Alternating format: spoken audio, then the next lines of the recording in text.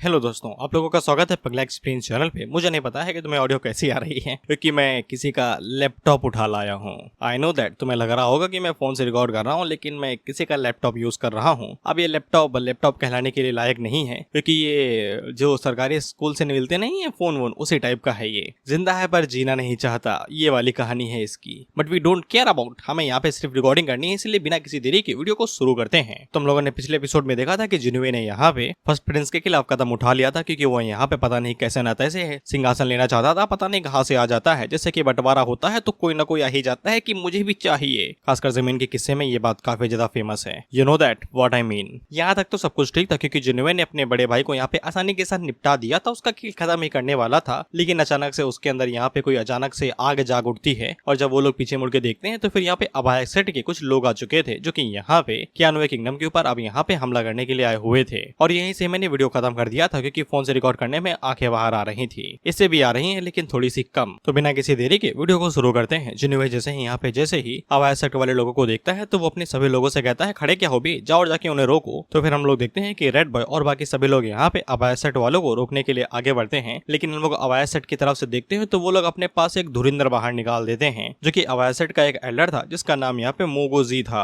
और ये दादा यहाँ पे इमॉर्टल रियलम पे थे। एल्डर तो डायरेक्ट यहाँ पे रेड बॉय के साथ भिड़ता है, जो कि काफी ज्यादा पावरफुल था, और वो रेड बॉय को यहाँ पे बराबर के टक्कर दे रहा था। लेकिन साइड में हम लोग युआन बा और लीवाई को देखते हैं, जो कि इजीली यहाँ पे बाकी लोगों को निपटा देते हैं बिना किसी दिक्कत के। ये देखो तो जिन्वे भी हैरान हो जाता है कि यहाँ पे एल्डर यहाँ पे रेड बॉय के साथ मुकाबला कैसे कर पा रहा है, जबकि अभी तक पूरी तरीके से वो यहाँ पे उस रियलम तक पहुंचा भी नहीं है जहाँ पे रेड बॉय है। और रेड बॉय भी अभी तक पूरी तरीके से अवेकन नहीं हुआ, यानी कि उसने अपनी पूरी एबिलिटीज अभी इस्तेमाल नहीं की है। इसके बाद हम लोग रेड बॉय को देखते हैं, जो कि यहाँ पे उस एल्डर से कहता है कि तुम क्या छुपा रहे हो, मुझे साफ साफ बताओ। जिसपे वो एल्डर यहाँ पे एग्जैक्ट नहीं बताता है कि वो क्या इस्तेमाल कर रहा है, लेकिन वो रेड बॉय को इतना बताता है कि उन लोगों ने यहाँ पे उसके ऊपर पूरी रिसर्च की है और उन्हें ये पता है कि उसकी बॉडी यहाँ पे आग से बनी हुई है, तो वो किसी ऐसी चीज का इस्तेमाल कर रहे हैं उसे रोकने के लिए, जिसे वो डायरेक्ट उसे यहाँ पे नर्क भेज देंगे। इसके बाद वो यहाँ पे पता नहीं किसी टाइप की फायर का इस्तेमाल करते हुए रेड बॉय से कहता है, अलविदा बच्चे। तो फिर रेड बॉय भी आगे से अपनी फायर को इस्तेमाल करता है और वो यहाँ पे बुढ़ो के ऊपर उसका इस्तेमाल करता है, लेकिन बुढ़ो के ऊपर एक सील आ जाती है और बुढ़ो के ऊपर यहाँ पे रेड बॉय की फायर का कोई भी असर नहीं होता है। इसीलिए रेड बॉय यहाँ से जाते हुए साबुजिंग से कहता है कि वो इस बंदे को यहाँ पे साबुजिंग के ऊपर छोड़ता है, साबुजिंग इसके साथ निपट ले।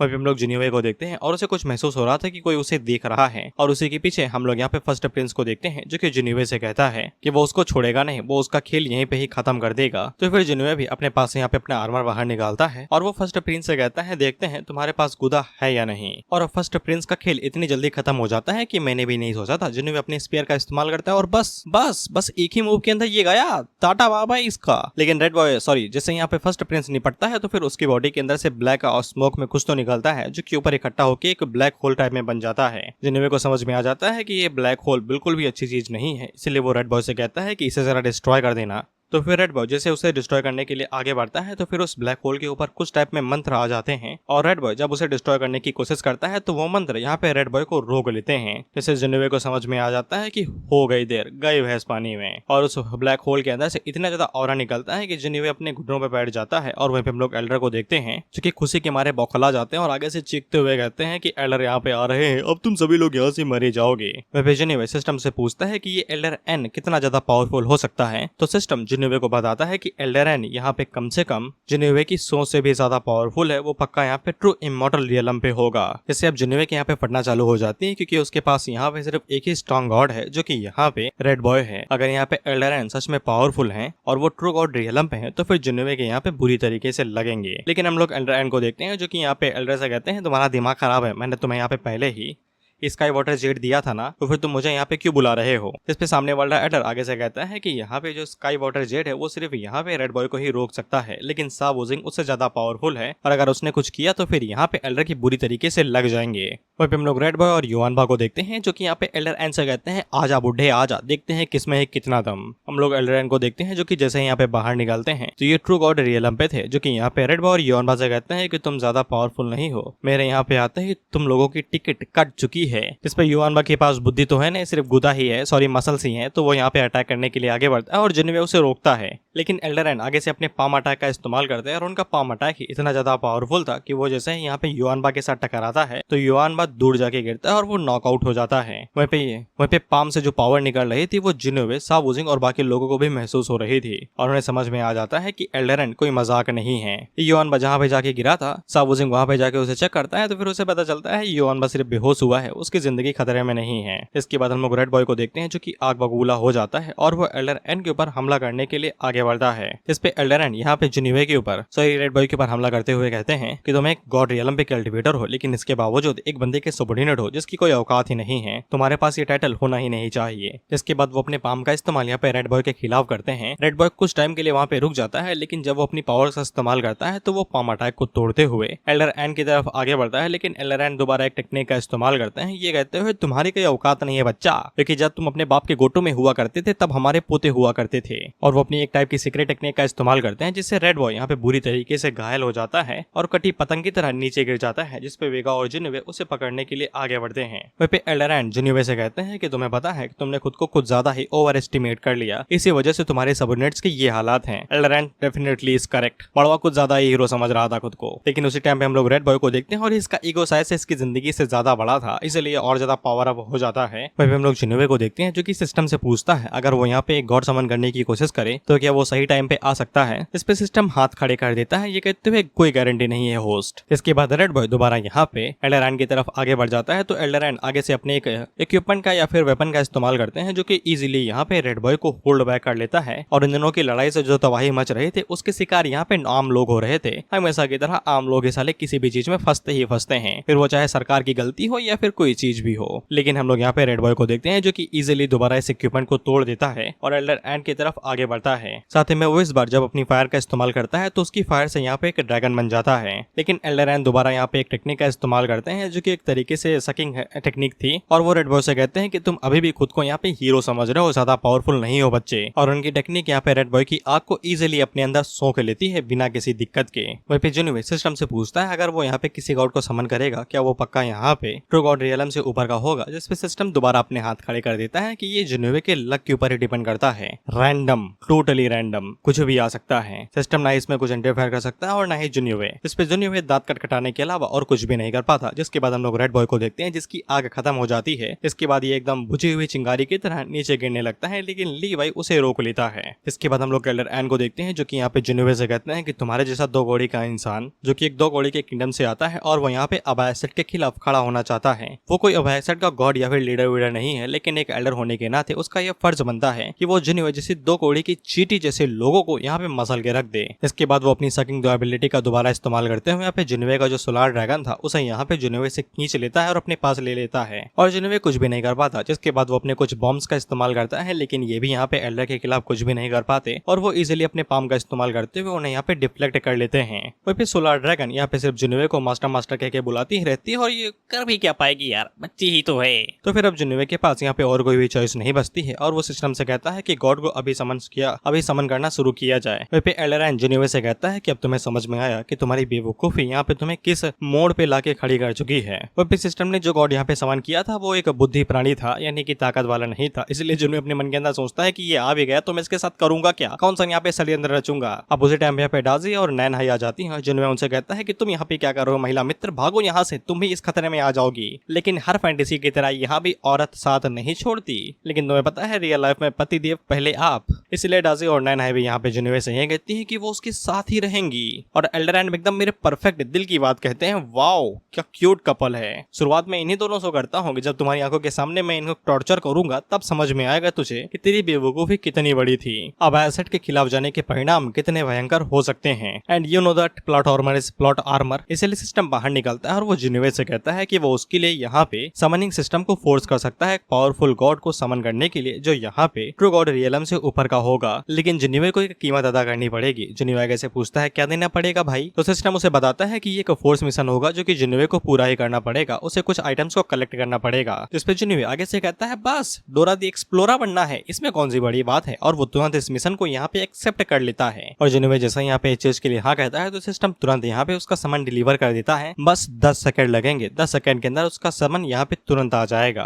अब तुम्हें पता है कि 10 सेकंड इन लोगों ने फालतू में दी है हमें टेंशन मिल करने के लिए कि आगे क्या होगा, देने को तो ये अभी भी दे सकते थे। हम लोग यहाँ पे जू को देखते हैं जो कि जिन्वे से कहता है कि उसने अबायासेट को ऑफेंड उनकी खातिर किया था, इसीलिए अगर किसी को कुछ होगा तो सबसे पहले उसे होगा। जिन्वे उससे कहता है नहीं मित्र, तुम्हें ऐसा कुछ करने की जरूरत नहीं है, तुम मेरी शरण में आए हो तो तुम्हें मैं कुछ भी नहीं होने दूंगा। और क्योंकि यहाँ पे एल्डर एन को पता नहीं कि उनकी फील्डिंग सेट हो चुकी है तो वो आगे से यहाँ पे जिन्वे से कहते हैं कि तुम अभी भी यहाँ पे खुद को दोस्त समझ रहे हो क्या किसी का? तुम्हारा एक सबॉर्डिनेट टपकने वाला है, उसकी कुछ मदद करो और तुम उसकी मदद करो, उससे पहले मैं तुम्हारी टिकट काट चुका हूँ। अब जिन्वे यहाँ पे क्या कर सकता है तुम्हें पता है? बोल बच्चन। इसीलिए वो एल्डर एन से कहता है तुम्हें क्या लगता है तुम स्ट्रॉन्गेस्ट हो, इनविंसिबल हो अबायासेट की तरफ से? इस पे एल्डर एन आगे से कहता है बिल्कुल भी नहीं। फर्स्ट टाइम किसी ने बोला है कि वो स्ट्रॉन्गेस्ट नहीं है, लेकिन वो साउथर्न रीजन के अंदर इतने ज्यादा स्ट्रॉन्ग है कि वो किसी भी डायनेस्टी को इजिली यहाँ पे किसी भी डायनेस्टी को डिस्ट्रॉय कर सकते हैं। लेकिन जिन्वे बस एक कुएं का मेढक है और कुछ भी नहीं, जिसने बाहर की दुनिया कभी देखी नहीं और वो खुद को यहाँ पे हीरो समझता है। ये देखो ये तुम्हारा लक है कि तुमने किसी गॉड के साथ यहाँ पे सोल कॉन्ट्रैक्ट असाइन कर लिया, नहीं तो मैं तुम्हें कब का निपटा चुका होता। और कि 3 ही सेकंड बाकी थे तो ये खुद को हीरो समझने लगा था। इसका पुराना एरोगेंट वापस आ चुका था। ये यहाँ पे एल्डर एन से कहता है जिसकी मैं रिस्पेक्ट करता हूँ, ये कुएं का मेढक नहीं तुम हो, तुम्हें पता भी नहीं है कि दुनिया कितनी बड़ी है। साले ये हमें पता है कि ये सब कुछ प्लॉट आर्मर है, नहीं तो तेरी फील्डिंग यहाँ पे फिफ्थ प्रिंस ने सेट कर दी, पत्थर तोड़ता होता तू अभी तक। खैर एल्डर एन यहाँ पे कुछ करने के लिए आगे बढ़ते उससे पहले यहाँ पे 10 सेकंड कंप्लीट हो जाते हैं। इसके बाद जिन्वे का नवा सर्वेंट यहाँ पे एकदम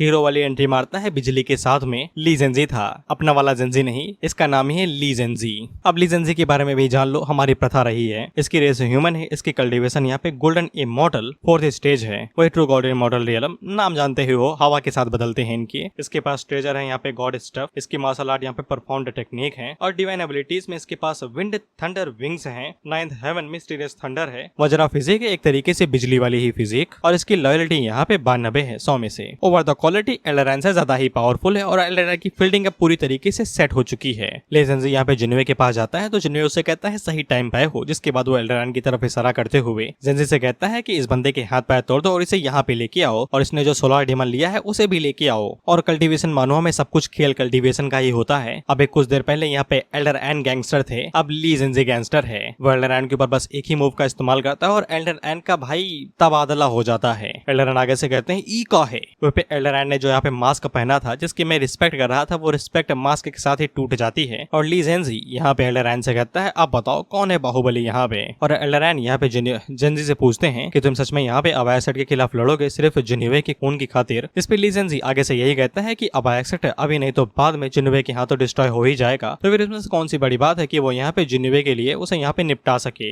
एल्डर एन भी कम नहीं थे यहाँ पे फील्डिंग सेट करने के मामले में। वो उन्हें पता था कि वो यहाँ पे ली जेंजी के खिलाफ जीत नहीं सकते हैं, तो वो यही सोचते हैं कि उन्हें यहाँ से निकलना पड़ेगा और फील्डिंग सेट करनी पड़ेगी जिन्वे की। इसीलिए वो यहाँ पे 2 टेक्निक का इस्तेमाल करते हैं। पहले एक वो वेपन रिलीज करते हैं और यहाँ पे जेंजी की आंखों में मिट्टी फेंकते हैं। वेपन जो था वो एक तरीके का यहाँ पे पोर्टल बना देता है जिससे वो लोग यहाँ से भाग सकते हैं, और एल्डर एन यही करते हैं और वो तुरंत यहाँ पे भागने की कोशिश करते हैं। लेकिन ली जेंजी उनके पीछे जाते हुए कहता है कहाँ भाग रहे हो भाई, 6 पंख उधार में लिए हैं, सस्ते में पैसे नहीं दिए थे, भागने के लिए इनका इस्तेमाल किया जाता है और ये तुमसे ज्यादा तेज हैं। इसके बाद ली जेंजी यहाँ पे एल्डर एन के ऊपर अपने डंडे से अटैक करता है और गड़ाम से उनके सर के ऊपर मारता है, जिससे एल्डर एन धड़ाम से नीचे जाके गिरते हैं। और अब यहाँ पे ली जेंजी एल्डर एन के साथ गुल्ली डंडा खेल रहा था। वो उन्हें उछालता मारता उछालता और मारता। आज तक मैंने एल्डर एन जितनी अच्छी गुल्ली आज तक कभी नहीं देखी। 3-4 बार खेला हूँ, लेकिन एल्डर एन परफेक्ट गुल्ली है, कैसे भी मारो उलट जरूर जाते हैं। वह पे एल्डर एन जब नीचे जाके गिरते हैं तो वो उन्हें पता चल जाता है कि वो यहाँ पे ली जेंजी को हरा नहीं सकते हैं। वह पे ली जेंजी यहाँ पे एल्डर एन से कहता है कि अभी तो आप एकदम गुल्ली की तरह उछल रहे थे, अब क्या हुआ, क्यों नहीं उछल रहे आप? अब इसके बाद जिन्वे बाहर निकलता है जो कि मजे लेने के लिए आया था। वो एल्डर एन से कहता है कि अभी तो आप यहाँ पे मुझे मेढक बुला रहे थे जिसने दुनिया भी नहीं देखी, अब आपके क्या हुआ? अभी तो आप यहाँ पे शेर बनने थे, अब तो भीगी बिल्ली के बराबर भी नहीं है। जिसपे एल्डर एन खड़े होते हैं और वो जिन्वे के ऊपर हमला कर देते हैं। ये कहते हुए कि साले अगर मैंने आज तुझे नहीं मारा मैं साला इंसान नहीं होऊंगा। वो तो हमें पता है कि आप इंसान नहीं है, you are a demonic cultivator, we know that. अब एल्डर एन यहाँ पे जिन्वे को कुछ कर पाते कि उससे पहले ली जेंजी दोबारा पहुंच जाते हैं और उन्हें दोबारा गुल्ली बना देता है। और इस बार गुल्ली टूट चुकी थी क्योंकि एल्डर एन दोबारा खड़े नहीं होते। और ली जेंजी यहाँ पे जिन्वे से पूछता है कि अब हम इसके साथ क्या करें।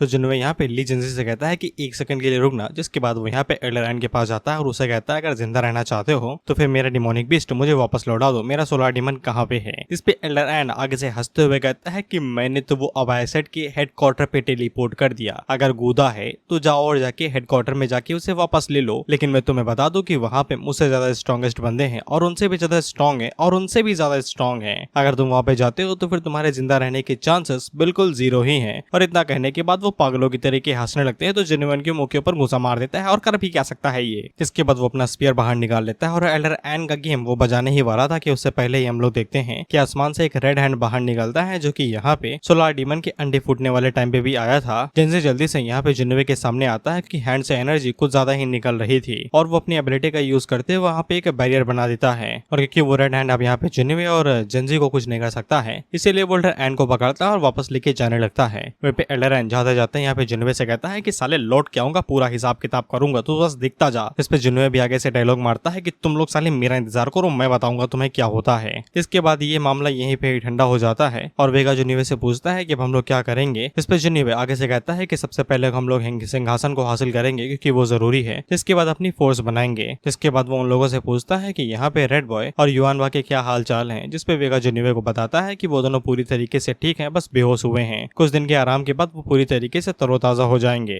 हम लोग जेंजी को देखते हैं जो कि यहाँ पे रेड हैंड को नहीं ला पाता है क्योंकि उसकी स्ट्रेंथ ज्यादा थी, लेकिन वो अपने साथ यहाँ पे पहले एल्डर को ले आता है जिसके पास कोई टूल था जिससे वो यहाँ पे रेड बॉय की फायर के खिलाफ अच्छे से रेड बॉय को टक्कर दे पा रहा था। जिन्युइन आगे से कहता है ये भी ठीक है, साले से हम लोग यहाँ पे इन्फॉर्मेशन निकलवा सकते हैं, जाओ और जाके इसको गोटो के बल बांध दो। साले को पता चलना चाहिए कि गोटो से लटकने का दर्द कैसा होता है। इसके बाद हम लोगों को बताया जाता है कि ये वाली बात आग की तरह फैल गई कि यहाँ पे अवैध सेक्टर कियानुए किंगडम के ऊपर जो अटैक किया था उसे फेल कर गया और ऊपर से वहाँ पे अपनी जान बचा के भी भागा। वहाँ पे जिन्युइन, जेंजी, रेड बॉय और युआनवा का नाम काफी ज्यादा फेमस हो गया। इसी के साथ जिन्युइन ने यहाँ पे थ्रोन के ऊपर भी अपना हक जता लिया और उसके ऊपर पिछवाड़ा रख के बैठ गया वो। इसके बाद हम लोग जिन्युइन को देखते हैं जो कि यहाँ पे उस एल्डर के सामने बैठा हुआ था और उसे लटका रखा गया था। अब इसे पूछताछ करनी जानी थी, बेसिकली इसको 3rd डिग्री दिया जाने वाला था, वो भी गुदगुदी लगा के। और तुम्हें याद होगा कि जिन्युइन ने एक बार यहाँ पे अपनी तरफ से सामान मंगाया था और एक बार सिस्टम ने अपनी तरफ से भेजा था, तो टोटल 2 सामान आए थे। इसमें से पहला तो जेंजी था जो कि यहाँ पे फोर्स की वजह से आया था, लेकिन जो पहले वाला था इसके बारे में मैंने बताया था कि बुद्धि ज्यादा है, शरीर कम है, तो उसकी मुलाकात अब यहाँ पे होती है जिसका नाम हमें यहाँ पे जोगे लियांग बताया जाता है। और वो यहाँ पे जिन्युइन से कहता है कि इंट्रोगेशन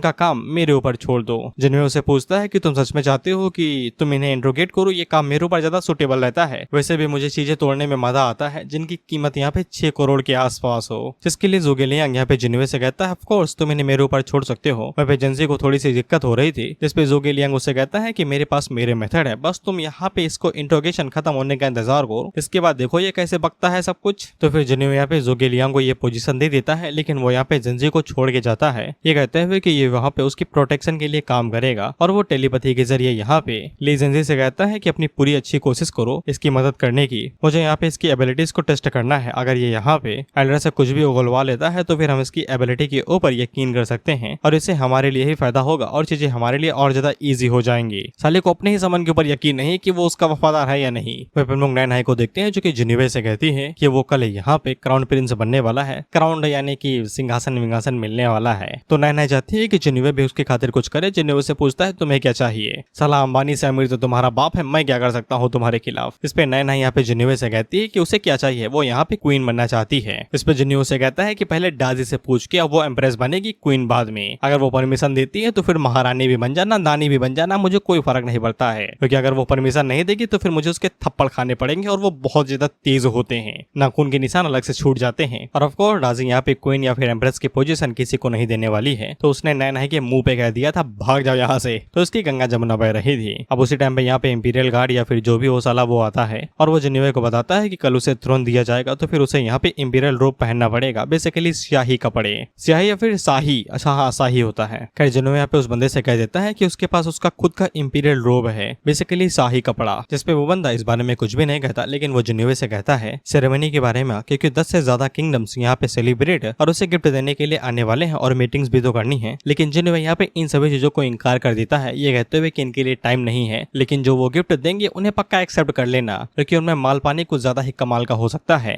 लेकिन हाँ, जो इंपीरियल एग्जामिनेशन होने वाला है वो जरूर कंटिन्यू रहना चाहिए, वो नहीं रुकना चाहिए किसी भी कीमत पे। और अगर तुम लोगों को यहाँ पे चेन सूली के बारे में याद हो, इसके बारे में सिस्टम ने बताया था कि ये यहाँ पे राइटियस बंदा है और ये आगे चल के एकदम पावरफुल बंदा बन सकता है, लेकिन हमेशा स्याही राइटियस कदम पे ही चलेगा।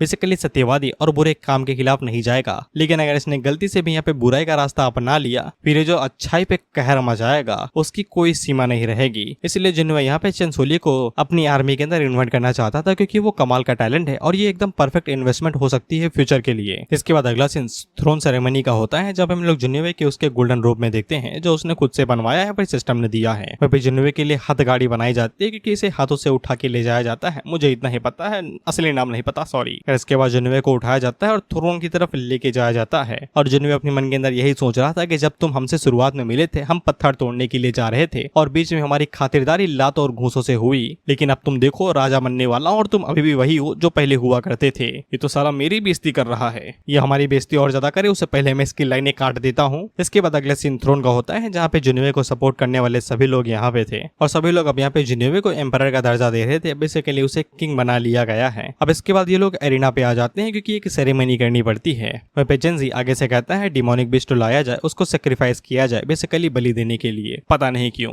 ये बीमारी तो इंडिया में थी ना, ये बाहर कैसे चली गई। खैर जो भी हम लोग युवानबा को देखते हैं, जो कि यहाँ पे गोल्डन गोरियलम का एक डिमोनिक बोवर्ड लेके आ जाता है। हिंदी में नाम नहीं लूंगा, आई एम सॉरी। खैर इसमें इतना इजी भी नहीं था बलि देना, क्योंकि वो सुअर उठता है और जिन्होवे के ऊपर अटैक कर देता है। ये कहते हुए साले हड्डी तो तेरी लेके ही जाऊंगा, लेकिन जिन्होवे आगे से अपनी ड्रैगन को रिलीज करता है और वो ड्रैगन स्पिरिट काफी ज्यादा इजीली यहाँ पे हमारे डिमोनिक बोर की छाती चीर देती है और उसे यहाँ पे निपटा देती है बिना किसी दिक्कत के। इसके बाद यहाँ पे सेरेमनी कंप्लीट हो जाती है और जिन्होवे सक्सेसफुली एम्परर स्लैश किंग बन जाता है। वहाँ पे जितने भी लोग यहाँ पे जिन्होवे को वर्शिप कर रहे थे, उसे प्यार दे रहे थे, उसे रिस्पेक्ट दे रहे थे, तो फिर उसका ड्रैगन ऑरा यहाँ पे ग्रो होने लगता है। जिन्होवे सिस्टम से पूछता है कि ये क्या चीज है भाई, तो फिर सिस्टम जिन्होवे को बताता है कि ये पावर ऑफ फेथ है, क्योंकि फेथ और कीलक यहाँ पे ड्रैगन ऑरा की ग्रोथ से रिलेटेड होता है। इसलिए अगर यहाँ पे पावर ऑफ फेथ बढ़ेगी, यानी कि लोगों का विश्वास बढ़ेगा, तो फिर उसका यहाँ पे ड्रैगन ऑरा भी इंक्रीज होगा।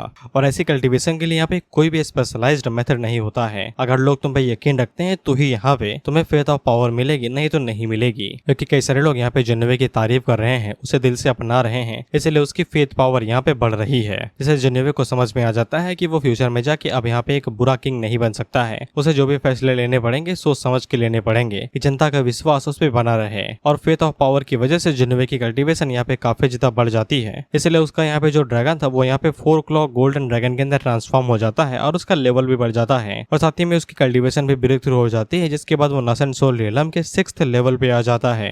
अब इसके बाद ताइसी आगे बढ़ता है और यहाँ पे होता है भाषण, वो भी दबा के भाषण, वो भी इतना ज्यादा कि पूछो नहीं, इतना दबा के कि पूछो नहीं। इसलिए इसे हम कट मारते हैं और एंड में यहाँ पे जिन्होवे को सब लोग एम्परर मान लेते हैं और उसे यहाँ पे ग्रीट करते हैं सर्वर झुका के और उसे कहते हैं कि सदा खुश रहो, सदा जीवन जियो। और जिन्होवे भी यहाँ पे उन लोगों से डिक्लेयर कर देता है कि अब से वो यहाँ पे कियानुए किंगडम को कभी भी नीचे जाने नहीं देगा और वो उन सभी लोगों से वादा करता है कि कुछ सालों के अंदर वो यहाँ पे कियानुए किंगडम को नैन्स और डायनेस्टी से भी ज्यादा पावरफुल बना देगा और किसी भी इंपीरियल आर्मी या फिर डायनेस्टी से और भी नेक्स्ट लेवल लेके जाएगा। इस पे सभी लोग उसके लिए और भी ज्यादा जोरों शोरों से यहाँ पे चेयर करने लगते हैं, जिससे जिन्होवे को यहाँ पे दबादब रिवॉर्ड मिलते रखते हैं। और तुम्हें यहाँ पे उसका मेन क्वेस्ट याद होगा, जो कि यहाँ पे एम्परर बनना था कियानुए किंगडम का, तो वो यहाँ पे कंप्लीट हो जाती है, जिससे उसको यहाँ पे एक गॉड या फिर डीमन समन करने का मौका मिलता है। साथ ही में एक लकी ड्रॉ मिलता है और उसे 1 लाख एक्सपीरियंस पॉइंट भी मिलते हैं। 1 लाख एक्सपीरियंस पॉइंट इसलिए क्योंकि ये क्वेस्ट पुरानी है। साथ ही में जिन्होवे को यहाँ पे गॉड और डीमन की लीगन को भी लीजन या फिर लीगन जो भी हो उसे समन करने का मौका मिलता है। बेसिकली एक तरीके से गॉड और उनकी डीमन की जो आर्मी है उसे समन करने का। अब इसके बाद यहाँ पे जिन्होवे से मिलने के लिए ये बंदा आता है और मैं इसका नाम भूल गया, क्या था पता नहीं, लेकिन यहाँ पे जिन्होवे को कांग्रेचुलेट करने के लिए आता है और वो साथ ही में यहाँ पे जिन्होवे के लिए कुछ रिवॉर्ड भी लेके आया था, क्योंकि अब यहाँ पे थ्रोन को हासिल करने वाला है नैन्जो डायनेस्टी के लिए। इसीलिए जिन्होवे भी उसे यहाँ पे फुल इज्जत दे रहा था, जिसपे ये बंदा पता नहीं क्या नाम है। वो जिन्होवे को यहाँ पे उसका रिवॉर्ड देता है, जिसके अंदर यहाँ पे एक पोर्टल डिजाइन था, बेसिकली टेलीपोर्ट करने के लिए एक पोर्टल डिजाइन, और साथ ही में वल्विनेन स्पिरिट स्टोन्स जो कि 3rd ग्रेड के थे। जिन्होवे ये सब कुछ पाके काफी ज्यादा खुश हो जाता है और जेंजी से कहता है कि इसे यहाँ पे खड़ा क्यों रखा गया है, इसे घर के अंदर लेके जाओ और चाय वाय पिलाओ, वो भी अदरक वाली एकदम प्योर दूध के अंदर। वह जिन्होवे अपने मन के अंदर सोचता है कि सेरेमनी अभी शुरू ही हुई है और उसका यहाँ पे पीक लक इतना ज्यादा पावरफुल है कि उसे यहाँ पे ये सब कुछ हासिल करते ही गॉड एंड डीमन की आर्मी समन करने का मौका मिल गया और साथ ही में यहाँ पे कुछ स्पिरिट स्टोन्स भी मिल गए जो उसके राशन को पूरा कर देंगे। इसके बाद अब वो यहाँ पे गॉड और डीमन की आर्मी को समन करना शुरू करता है। तो फिर जिन्होवे को यहाँ पे लकी ड्रॉ के अंदर 10,000 यिन सोल्जर मिलते हैं समन करने के लिए और जिन्होवे के पास एक कार्ड आ जाता है। जिन्होवे पूछता है कि ये क्या चीज है, तो सिस्टम उसे बताता है कि ये यिन वेपन कार्ड है। ये एक आइटम है जिसकी मदद से जिन्होवे यहाँ पे 10,000 सोल्जर्स को समन कर सकता है। इसके अंदर थोड़ी सी एनर्जी डाल के। तो सोल्जर्स यहाँ पे समन किए जाएंगे वो पहले एक टाइम पे लोनली सोल्स हुआ करते थे, बेसिकली अकेली आत्माएं, भटकी हुई आत्माएं और पगलेट भूत जो किसी के ऊपर भी हमला कर देते हैं, कुत्ता बिल्ली इंसान सुअर किसी के ऊपर भी। और ये जो सोल्जर्स रहेंगे इनकी स्ट्रेंथ यहाँ पे गोल्डन कोर रियलम की रहेगी। और साथ ही में ये जो वियन वेपन कार्ड है ये यहाँ पे कुछ गोड्स को भी एब्जॉर्ब कर सकता है, जिससे वहां पे सोल्जर्स की पावर बढ़ जाएगी। बेसिकली चलता फिरता भूत पकड़ने वाला क्रेडिट कार्ड है ये। भूत के सामने स्वाइप करो तो भूत इसके अंदर आ जाएगा और ये सोल्जर्स की एबिलिटीज बढ़ जाएंगी। और जुन्नवे को ये काफी ज्यादा पसंद आता है, जिसके बाद लकी रैंडम ड्रॉ शुरू होता है और जुन्नवे को यहाँ पे 3 डिफ्यूजन पिल्स मिलते हैं। इनके बारे में कुछ नहीं बताया गया। एक दूसरा आइटम भी मिलता है जो कि यहाँ पे हेवनली स्पेस स्क्रोल था, इसके बारे में भी कुछ भी नहीं बताया जाता, बस नाम से पता चल रहा है कि आइटम स्टोर करने के लिए कोई चीज होगी। अब जुन्नवे जब यहाँ पे सिस्टम के साथ ये सब वार्तालाप कर रहा था उसी टाइम पे यहाँ पे कुछ सोल्जर्स आते हैं जो कि जुन्नवे से कहते हैं कि जुन्नवे बाहर निकलो और इस डिग्री को रिसीव करो। ये डिग्री एक तरीके से बिल होती है जो कि यहाँ पे सरकार फॉलो करती है, बेसिकली नियम कायदे कानून। इंस्टाग्राम पे कई सारे देखा होगा क्योंकि आजकल सरकार बिल्स 10-10 मिनट के अंदर पास कर देती है कि जाओ, बिना कुछ सोचे समझे। अपोजिशन को तो मौका ही नहीं मिलता कुछ कहने का। बिल बेसिकली रूल्स होते हैं, जैसे कि अब एक नया बिल आया है इनकम टैक्स के रिलेटेड कि अब वो तुम्हारी यहाँ पे प्राइवेसी चेक कर सकते हैं। बेसिकली तुम्हारे व्हाट्सएप डेटा, व्हाट्सएप मैसेजेस और टेलीग्राम मैसेजेस और इंस्टाग्राम मैसेजेस को चेक कर सकते हैं अगर उन्हें शक हुआ कि तुम यहाँ पे गोलमाल कर रहे हो पैसों का। इतना काफी है। खैर जुन्नवे को जिन लोगों ने आवाज लगाई थी वो यहाँ पे साउथर्न रीजन के होली कोड के एनवी थे, बेसिकली दूत थे ये, बेसिकली मैसेंजर। जिनमें उन लोगों से पूछता है कि तुम लोग कौन हो भाई, बिन बुलाए आ गए। रेड बॉय आगे से बताता है कि ये दोनों ही पावरफुल हैं। बेसिकली ऐसा लगता है कि ये लोग यहाँ पे फेरीलैंड से आए हुए हैं, ये फेरीलैंड के रियल बीइंग्स हैं। फिर जुन्नवे को एक नजर में तो ये लगता है कि ये लोग यहाँ पे अबाया सेट की तरफ से होंगे, लेकिन इनके अंदर से कोई भी यहाँ पे डिमोनिक एनर्जी नहीं निकल रही थी। जिसपे वो लोग बताते हैं कि हम लोग यहाँ पे साउथर्न रीजन के होली कोड के मैसेंजर्स हैं जो कि यहाँ पे जुन्नवे के लिए होली एम्बरर की तरफ से होली डिग्री लेके आए हैं। डिग्री के माने में पहले ही बता दिया, एक तरीके से नियम या फिर बिल जो मानना ही पड़ता है अगर तुम्हारे पास पावर आवर कम है। लेकिन जुन्नवे तो जानते हो तुम भाई एरोगेंट बंदा, किसी की भी नहीं सुनता वो, भले ही जाए फिर जाए मुंह के बल ही क्यों ना गिर जाए। वह विवेका भी जुन्नवे से यही कहता है कि उसने भी ये नहीं सोचा था कि जुन्नवे इतनी जल्दी यहाँ पे साउथर्न रीजन की होली कोड की अटेंशन अपनी तरफ खींच लेगा। फिर वो दोनों मैसेंजर्स यहाँ पे जुन्नवे से कहते हैं कि तुम घुटनों पे बैठ के ये डिग्री रिसीव क्यों नहीं कर रहे हो। जैसा कि मैंने बताया कि एक्सेप्ट करना ही पड़ता है, बस तुम सन की खोपड़ी की ना हो कि मैं तो नहीं करूंगा, जो उखाड़ना है उखाड़ लो। फिर जुन्नवे भी आगे से कहता है नील डाउन करूं और एक्सेप्ट करूं, ये क्या बातें कर रहे हो। फिर एजेंसी उन दोनों से कहता है कि जुन्नवे का सेरेमनी का दिन है, भाई को यहाँ पे सिंहासन मिलने वाला है यार, और तुम होके चिल्ला चिल्ला के कह रहे हो तो डिग्री रिसेप्ट करो, डिग्री एक्सेप्ट करो। क्रस का मैसेज है कि इन्विटेशन है जो एक्सेप्ट कर लूं। और वो उन लोगों से कहता है भाग जाओ यहाँ से, अगर तुम्हें और कोई काम नहीं है, साला मूड ना खराब करो, आज के दिन सेरेमनी का काम है। वो गार्ड घबराते हुए यहाँ पे जेंजी से पूछता है क्या वो जेंजी है। इस पे वो जेंजी उसे बताता है हाँ भाई मैं ही जेंजी हूँ। तो वो गार्ड यहाँ पे अभी डिग्री को वापस ले लेते हैं और जुन्नवे को फोर्स नहीं करते हैं उसे एक्सेप्ट करने के लिए, लेकिन वो जुन्नवे को ये जरूर बताते हैं कि अब से यहाँ पे कियानुवे किंगडम इंपीरियल होली कोड के जस्टिफिकेशन में आता है और साथ में अब से होली कोड उन्हें प्रोटेक्ट भी करेगा। फिर जुन्नवे अपने मन के अंदर सोचता है कि ये बड़ी हैरानी की बात है कि ये लोग हमारी बात मान गए, लेकिन इतने समय यहाँ पे कियानुवे किंगडम को किसी की भी प्रोटेक्शन की जरूरत नहीं है। इसलिए वो उनके ऑफर को मना कर देता है, ये कहते हुए कि वो लोग यहाँ पे कियानुवे किंगडम ही रहेंगे, न कि किसी प्रोटेक्शन के अंदर आएंगे। जिसपे वो मैसेंजर यहाँ पे जुन्नवे से इतना ही कहते हैं कि ये सभी एकदम नॉर्मल मैटर है, सबसे पहले डॉक्यूमेंट को साइन करना पड़ेगा। और साथ ही में वो लोग जुन्नवे से ये भी कहते हैं कि मिस जू यानकिंग को बता दो कि वो वापस चले जाए और अपने स्पिरिट मेडन के इनहेरिटेंस को एक्सेप्ट कर ले। अब मैं ये नाम भूल चुका हूँ और इसके ज्यादातर चांसेस यही है कि ये नैन हाई हो सकती है, बाकी आगे हमें पता चल ही जाएगा। जुन्नवे यहाँ पे उन दोनों मैसेंजर से कहता है कि वो यहाँ पे उस बंदी को बता देगा जिसके बारे में ये लोग कह रहे हैं, अभी के लिए वो लोग यहाँ से जा सकते हैं। जिसपे वो गार्ड्स यहाँ से वापस लौट जाते हैं और जुन्नवे अपने मन के अंदर सोचता है कि जू यानकिंग, पहले तो मुझे ये बंदी नहीं पता कि कौन है, लेकिन जुन्नवे उसे जानता है और वो हमसे ये भी बताता है कि जू यानकिंग एक प्रिंसेस है, इसलिए उसने यहाँ पे जब वोकी किंगडम के ऊपर हमला किया था तो फिर उसने कोई भी रिएक्शन नहीं दिया था। इसके बाद जुन्नवे इन मैटर्स को साइड में रखता है और समनिंग सिस्टम का इस्तेमाल करते हुए यहाँ पे गॉड्स और उनकी आर्मीज को समन करने लगता है बिना कोई देरी किए हुए। इसके बाद जुन्नवे सिस्टम से ये भी पूछता है कि जो तुमने मुझे 3 यहाँ पे डायन पिल दी थी उनका इस्तेमाल किया है और हेवनली स्पेस स्क्रोल का इस्तेमाल किया है। सिस्टम उसे बताता है कि जुन्नवे यहाँ पे डायन पिल का इस्तेमाल करके 100 सालों की कल्टीवेशन एक दिन के अंदर ही इनहेरिटेट कर सकता है। और ये बात हेवनली स्पेस स्क्रोल की, तो वो उसको यहाँ पे तोड़ के या फिर फाड़ के 10 मील दूर तक का सफर आसानी के साथ तय कर सकता है सेकंड्स के अंदर। इस पे जुन्नवे काफी ज्यादा खुश हो जाता है कि वो इस चीज का इस्तेमाल अब किसी बड़े मकसद के लिए कर सकता है। इसके बाद जुन्नवे यहाँ पे उन तीनों गार्ड से मिलता है क्योंकि ये गए नहीं थे, इन्हें डॉक्यूमेंट के ऊपर साइन करवाना था। जुन्नवे इनसे कह देता है भाग जाओ यहाँ से, मैं तुम्हारी दोबारा शकल नहीं देखना चाहता। इसके बाद जुन्नवे इनको चीखते हुए बताता है कि वो इनकी शकल इसलिए नहीं देखना चाहता है क्योंकि होली कोड इन्हें जो प्रोटेक्शन और जस्टिफिकेशन दे रही है उसके लिए इन्हें टैक्स देना पड़ेगा, जो कि बहुत ही ज्यादा है, मिलियंस में ये चीज है। यहाँ पे कियानुवे किंगडम साला खुद तो अपना पेट भर नहीं पा रहा है, वो पैसे बाकी लोगों को कहाँ से दे। जुन्नवे यही बात बताता है और उन लोगों से कहता है बाय बाय, दोबारा ना आना। इस पे ये सभी गार्ड्स यहाँ से कल्टी मार लेते हैं, जिसके बाद हम लोग देखते हैं कि यहाँ पे जोगे लियांग आता है और वो जिन्होवे को बताता है कि सनलैंड ने अपना मुंह खोलना शुरू कर दिया है। इसने बताया है कि अवायसेट की एक सीक्रेट ब्रांच है जो कि ओनर्स लैंड है, वहाँ पे कोई भी ओनर नहीं है, और उस टेलीपोर्टेशन और उसी ब्रांच के अंदर एक टेलीपोर्टेशन सर्कल है जिसका इस्तेमाल करके वो लोग मेन ब्रांच तक पहुंच सकते हैं बिना किसी दिक्कत के। वह जिन्होवे को इस ट्रिप के अंदर थोड़ी बहुत तो बू आ रही थी किसी षड्यंत्र की, क्योंकि कोई भी लैंड यहाँ पे बिना मालिक के रह नहीं सकता है, लेकिन वो फिर भी यहाँ पे ये फैसला करता है कि वो उस जगह पे जाएगा क्योंकि यहाँ पे सोलार डीमन ज्यादा जरूरी है। वह विजन उस एल्डर से कहता है अगर तुम मुझे यहाँ पे उस पोर्टल तक लेके जाओगे तो फिर मैं तुम्हें जाने दूंगा बिना किसी दिक्कत के। इसके लिए वो एल्डर यहाँ पे मान जाता है, लेकिन जिन्होंने हम लोगों को ये भी बता देता है कि वो ट्रिप से पहले यहाँ पे अपने सभी गॉड्स को जिनको उसने समन किया है उन्हें अलग अलग पोजीशन देगा और उन्हें डिवाइड करेगा ताकि वो किंगडम को और ज्यादा प्रोटेक्ट कर सके। इसके बाद वो रात के टाइम पे अपने सभी समन्स को यहाँ पे बुलाता है और उन्हें यहाँ पे पोजीशन देता है। अब मैं शॉर्ट में बताऊंगा। सबसे पहले जिंजी की बारी आती है जो कि यहाँ पे फर्स्ट ग्रेड जनरल है और उसे यहाँ पे डिवाइन आर्मी की लीड दी गई है।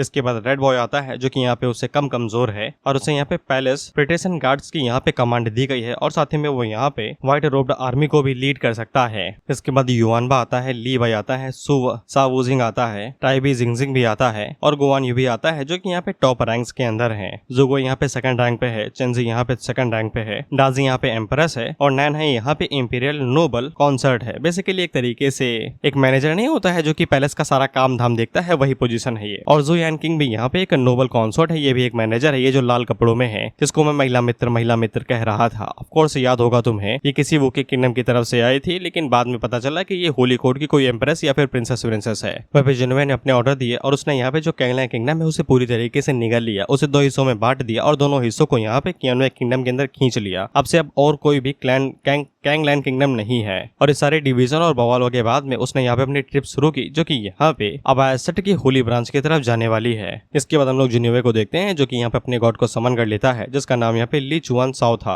अच्छा, ली कुन साओ है, सी लगा हुआ है, एच नहीं है, जिसकी रेस यहाँ पे आयरन स्टोन स्पिरिट है। कल्टीवेशन लेवल यहाँ पे 4th level of land God है। ट्रेजर में उसके पास यहाँ पे वुवेंग लॉन्ग लैंस है और डिवाइन पावर में उसके पास यहाँ पे आयरन एंड स्टोन बॉडी है और इनविजिबल सोल है जिसकी लॉयल्टी यहाँ पे 99 है 100 में से। साथ ही में जिन्होंने एक और यहाँ पे समन को शुरू करता है क्योंकि 6 दिन हो चुके हैं, तो उसका नया समन भी यहाँ पे आ जाता है जिसका नाम लियो बुवेन है। लियोबन की रेस यहाँ पे ह्यूमन है। कल्टीवेशन नासन सोल रियलम की फर्स्ट स्टेज है। अब कल्टीवेशन ही कम है तो आगे जान के क्या ही करोगे, तो कट ऑफ दिस। इसके बाद जिन्होंने यहाँ पे अबायसेट वाली ब्रांच के लिए निकलने लगता है और जब वो दरवाजा खोलता है तो फिर उसके सामने वो दोनों समन्स खड़े थे। जिनसे यहाँ पे जिन्होवे को उन दोनों से मिलवाता है, ये कहते हुए कि ये दोनों आपकी शरण में आना चाहते हैं। जिसने आर्मर पहना हुआ है उसका नाम यहाँ पे ली कुन साओ है और जो नॉर्मल कपड़ों में है वो यहाँ पे लियो बुवेन है। लियो बुवेन अपना यहाँ पे लो लेवल कल्टीवेटर है लेकिन इसकी बुद्धि तेज होगी। वह जिन्होंने अपने साथ बाकी लोगों को नहीं लेके जाता, बस यही 3 उसके साथ जाने वाले हैं, ज्यादा ले जाता भाई। अब इसके बाद हम लोग जिन्होवे को देखते हैं जो कि महिला मित्र से कहता है कि तुम्हारा होली डायनेस्टी के अंदर स्टेटस क्या है। वह तुम्हें अब इसको इसके नाम से ही बुलाने वाला हूँ क्योंकि नाम याद नहीं रहते बाद में। इस पे जुयान किंग यहाँ पे जिन्होवे से इतना ही कहती है कि मैं तुम्हें बता भी दूं तो भी तुम्हें पता नहीं चलेगा। मैं बस तुमसे इतना ही कहूंगी कि तुम कड़ी मेहनत करो, नहीं तो मैं तुम्हें कुछ ही टाइम के अंदर सप्रेस कर दूंगी। बेसिकली कल्टीवेशन में आगे निकल जाऊंगी। वहाँ पे हम लोग लियो बेन को देखते हैं जो कि जिन्होवे से कहता है कि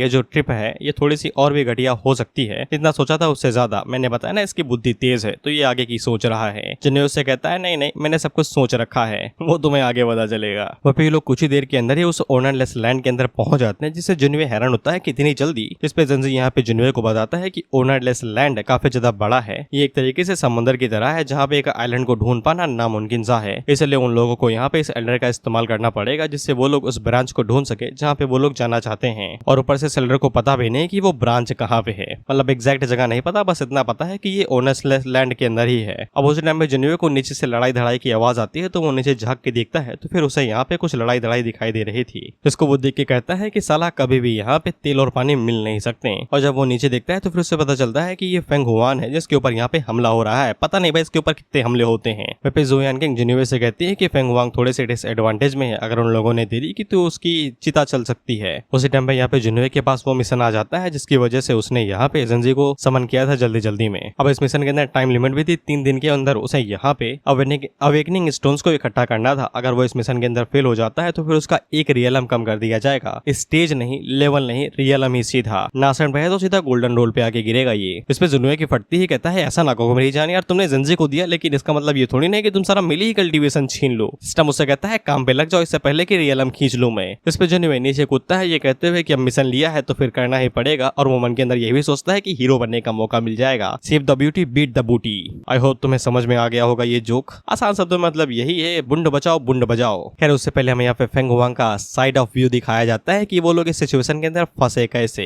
हम लोग फेंग हुआंग के साथ में एक मेल मित्र को देखते हैं जो कि चीख चीख के कह रहा था कि भले उसे आज यहाँ पे निपटना पड़ जाए लेकिन वो उन लोगों को कभी भी अवेकनिंग स्टोन नहीं लेके जाने देगा। वह फेंग हुआंग हम लोगों को बताती है कि इन लोगों का पिछले 4 दिनों से पीछा किया जा रहा है। अगर वो लोग यहाँ से जिंदा वापस निकल भी जाएं और वापस जाने की कोशिश करें तो फिर वो लोग यहाँ पे फिर भी होली सेक्टर अलाइव नहीं पहुंच सकते हैं, क्योंकि इनका पीछा काफी ज्यादा लंबे तरीके से किया जा रहा है और कई सारे लोग कर रहे हैं। अब इसके टाइम यहाँ पे विलन टाइप में बंदा आता है जो कि आगे से कहता है कि उसने सोचा भी नहीं था कि उसकी मुलाकात यहाँ पे साउथर्न मेडिटेशन सेक्रेट सेक्ट की सेक्रेट डॉटर से हो जाएगी। और वो फेंग हुआंग से कहता है कि उसने सुना था कि यहाँ पे फेंग हुआंग हुस्न की परी और उसने देख भी लिया, वो अपनी रेपुटेशन के लिए पूरी तरीके से वर्थेड है। हमें इस बंदे के बारे में बताया जाता है जो कि यहाँ पे राइट टाइगर हॉल का यंग मास्टर है और इसका नाम यहाँ पे जियांग जियू है। और आगे की लाइनें तुम्हें बताने के बारे में मुझे जरूरत नहीं है कि इनकी क्या ही पर्सनैलिटी रहती है। वही पे हम लोग फेंग हुआंग को देखते हैं और हमेशा की तरह इस बार में इनकी स्पिरिचुअल एनर्जी खत्म होने लगती है एंड मौके पे क्यों भाई काहे रिजर्व नहीं रखते, स्पिरिचुअल स्टोन किस लिए आते हैं, बाजार में बेचने के लिए सिर्फ। मतलब इसमें लॉजिक इस कदर ये लोग मार के खा जाते हैं पूछो नहीं। एक स्पेस रिंग के अंदर ये लोग आ रहा स्पिरिचुअल स्टोन भर सकते हैं लेकिन रखेंगे नहीं। खैर अब यहाँ पे फेंग हुआंग की फटी क्योंकि उसके लगने वाले हैं बहुत बुरी तरीके से। इसके बाद जियांग जियो आगे से एक ट्रैप टेक्निक का इस्तेमाल करता है जिसके अंदर वो फेंग हुआंग को पकड़ लेता है वही पुराने वाले स्टाइल के अंदर।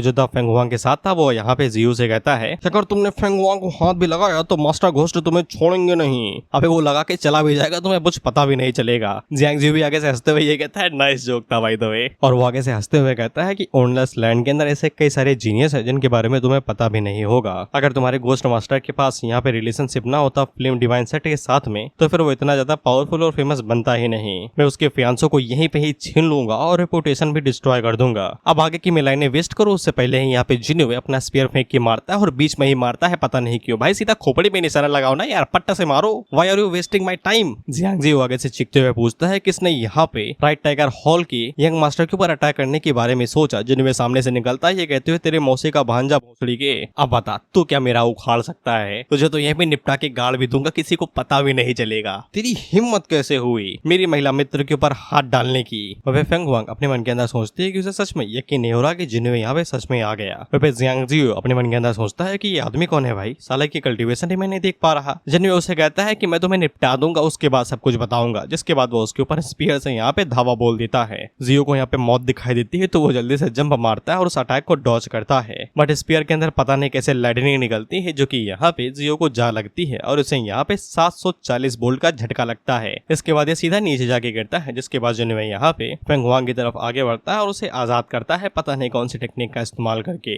इसके बाद दोनों रोमांस करने लगते हैं। ना करो मेरा मूड खराब है, गाली वाली दे दूंगा। अब उसी के बाद हम लोग देखते हैं कि यहाँ पे जियांग जियो की तरफ से जो बंदे आए थे वो जिन्वे के ऊपर अटैक करते हैं। तो फिर जिन्वे आगे से कहता है कुन साओ भाई काहे लिए तो ऊपर बैठे हो, नीचे आओ जलवा दिखाओ, तुम्हें किस लिए बुलाया है हमने। इस पे कुन साओ नीचे एकदम हीरो की तरह लैंड करता है और बस एक ही जंप के अंदर जितने भी लोग अटैक करने के लिए आ रहे थे वो दूर जाके गिरते हैं। वहीं पे कुन साओ भाई अपनी फिजिकल स्ट्रेंथ का इस्तेमाल करता है और लात घूंसे मार के इन्हें भाई उछाल के फेंक देता है जैसे कि साला चीनी के साथ लड़ रहा हो। वहीं पे जियांग जियो जब यहाँ पे कुन साओ को लड़ते हुए देखता है तो वो मन के अंदर सोचता है कि ये तो साला पॉपकॉर्न की तरह इन्हें उड़ा दे रहा है और वो यही सोचता है कि ये साले दरिंदे आ कहां से गए। वहीं पे फेंग हुआंग जिन्वे से पूछती है कि तुमने यहाँ पे दोबारा किसी ऐसे बंदे को रिक्रूट कर लिया क्या जो कि युआन बा की तरह लड़ता है। जिन्वे उसे कहता है जितना काम दिया चाहे उतना बोझो, ज्यादा नहीं। वहीं जिन्वे फेंग हुआंग से भी पूछता है कि मेरी कंसोर्ट बनना चाहोगे और मैंने गूगल कर लिया भाई, इसका मतलब यहाँ पे वाइफ हस्बैंड या फिर कंपेनियन यानी कि साथी होता है। ज्यादातर इसका इस्तेमाल यहाँ पे राज शासन के लिए ही किया जाता है क्योंकि एक राजा के कई सारी वाइफ्स हो सकती हैं लेकिन अलग अलग किंगडम में, तो फिर उन्हें कंसोर्ट कहा जाएगा। फेंग हुआंग साहब मना कर देती है ये कहते हुए कि तुम्हारे जैसे फेमस किंगडम को मुझे से की किसी जरूरत नहीं है। लेकिन जिन्वे आगे से कहता है कि मुझे नेचर की कमी हो रही है, तुम्हारी जरूरत है। इसके बाद जिन्वे की नजर यहाँ पे जियांग जियो के ऊपर पड़ती है कहते हुए ये तो साला खड़ा है। इसके बाद वो उसके ऊपर हमला कर देता है कहते हुए तुम कहाँ जा रहे हो। तो फिर जियांग जियो अपने पास से यहाँ पे टेलीपोर्टेशन स्क्रोल को निकालता है और उसे फाड़ता है तो ये जल्दी से टेलीपोर्ट हो जाता है और जिन्वे बेचारा कुछ भी नहीं कर पाता। इसीलिए मैं कहता हूँ रोमांस गंदी चीजें है फाइट के मुकाबले में। हमेशा सबसे पहले विलन को पी लो जिसके बाद अपना कुछ देखो। साली ये भाग जाते हैं जैसा ही मौका मिलता है कॉकरोच के तरीके। इसके बाद होना क्या था, जिन्वे इतना ही कहता है ये तो भाग गया। भागी जगह गधे, जब गोल से ज्यादा होल के ऊपर फोकस करोगे। अब इसके बाद फेंग हुआंग की तरफ से जो भी लोग थे वो यहाँ पे जिन्वे से कहते हैं शुक्रिया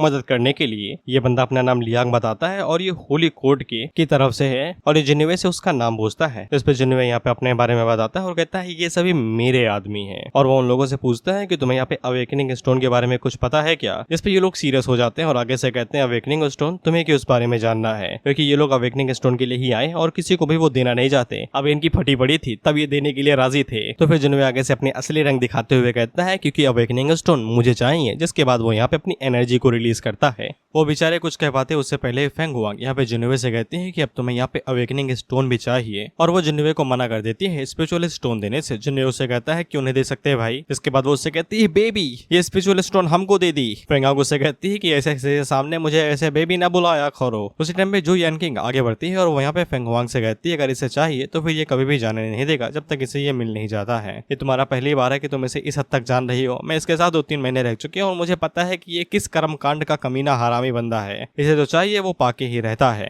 फिर फेंग हुआंग के साथ में जो लौंडे थे वो आगे से कहते हैं कि वो लोग अवेकनिंग स्टोन इसे नहीं दे सकते हैं। जिनमें उन लोगों से कहता है कि अभी तक तो नहीं बोल पा रहे थे, जब यहाँ पे जियांग यू खड़ा था तब तो तुम्हारी फट रही थी, अगर मैं ना होता अब तक तुम साले कब्र के नीचे होते। वह पे जनवे के पूछे कुन साउ जाके खड़ा हो जाता और ये दोनों यहाँ पे उस बंदे को घूरे जा रहे थे कि बेटा फील्डिंग सेट है तेरी, ज्यादा न बोलियो। तो फिर फेंग हुआंग यहाँ पे हार मान ही लेती है, जिसके बाद वो अवेकनिंग स्टोन बाहर निकालती है और वो जिन्वे से कहती है कि वो उसको ये स्टोन दे देगी, लेकिन सिर्फ एक ही कंडीशन पे कि जिन्वे को यहाँ पे फेंग हुआंग की मदद करनी पड़ेगी राइट टाइगर हॉल को डिस्ट्रॉय करने में। जिन्वे तुरंत इस चीज के लिए मान जाता है और आगे से कहता है नेकी और पूछ। लेकिन उसी टाइम पे जो बंदा यहाँ पे फेंग हुआंग के साथ में था वो आगे से कहता है कि राइट टाइगर हॉल यहाँ पे नैनमिंग सीक्रेट सेक्ट से कमजोर नहीं है, हम लोग इन लोगों के साथ कैसे उसे डिस्ट्रॉय कर सकते हैं। वह पे जिन्वे सिस्टम से पूछता है कि तुम्हें ये अवेकनिंग स्टोन पता नहीं क्यों चाहिए था, लेकिन बता तो सकते हो क्यों चाहिए। इस पे सिस्टम जिन्वे को बताता है कि ये स्टोन यहाँ पे उसकी ब्लड लाइन को अवेकन करने में मदद करेगा और जब जिन्वे की ब्लड लाइन यहाँ पे अवेकन होगी तो फिर जिन्वे को यहाँ पे सिस्टम एक और टास्क देगा क्योंकि जिन्वे को कंप्लीट ही करना पड़ेगा। इस पे जिन्वे आगे से घबराते हुए कहता है अगर तुमने कोई पावरफुल एनिमी दे दिया और मेरे निपट गया तो। इस पे सिस्टम उसे कहता है चिंता काहे करते हो यार, हमारी जिम्मेदारी, हमने तुम्हें इंश्योरेंस दे रखा है लगबचाओ.com। अगर एनिमी पावरफुल होगा, कल्टीवेशन ज्यादा होगी तो फिर हम तुम्हें उसी हिसाब से डेडलाइन देंगे कि इतने दिनों में तुम्हें उसे निपटाना पड़ेगा और उतने टाइम पे अवेकनिंग स्टोन तुम्हारे लिए काम आएगा। और इसी तरीके से तुम्हें अवेकनिंग स्टोन्स इकट्ठा ही करने हैं ताकि अपनी ब्लड लाइन को जल्दी जल्दी अवेकन कर सको।